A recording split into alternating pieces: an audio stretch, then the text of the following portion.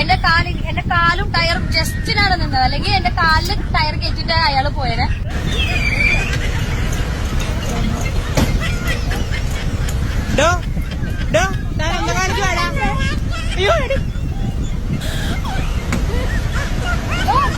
Hello, ഞങ്ങളിപ്പോ Angamaly KSRTC സ്റ്റാൻഡിലുള്ളത്. വളരെ മോശമായിട്ടുള്ള ഒരു അനുഭവം ഞങ്ങൾക്ക് ഇന്ന് ട്രാവൽ ചെയ്യുന്ന സമയത്ത് ഉണ്ടായിരുന്നു. ഞങ്ങള് കാറില് ട്രാവൽ ചെയ്യുന്ന സമയത്ത് ഞങ്ങള് റൈറ്റ് സൈഡ് ചേർന്നാണ് പൊക്കോണ്ടിരുന്നത്. ലെഫ്റ്റ് സൈഡിൽ നിർത്തിയിട്ട് KSRTC, അതും ബസ് നമ്പർ ഇപ്പൊ പറയാം.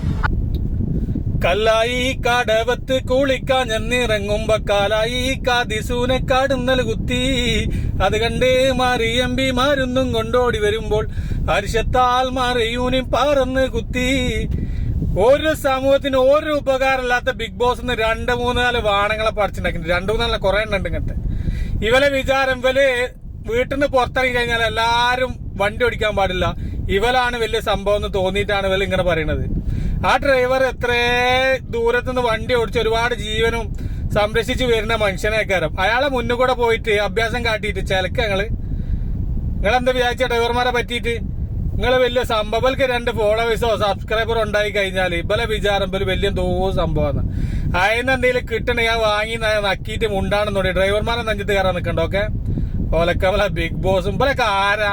ഉളുപ്പുമല്ലാതെ ജാതിയല്ല. അല്ല പിന്നെ ഇതൊക്കെ പറഞ്ഞിട്ടില്ല എന്താ വെച്ചാല് നമ്മളൊക്കെ പൊട്ടനായി പോകും. എല്ലാം ഓരോ കുതിരകളുണ്ട് ഇറങ്ങും, ഓരോ മൊബൈലും ആൾക്കാരെ മൂടുമായിട്ട്. എന്നിട്ട് അയാളോട് ഇടോ പോടോ, ഞാനാച്ചാ ചെരുപ്പൂരി മൂന്നാട് തല്ലു. ഉളുപ്പുമല്ലാത്ത ജാതികള്.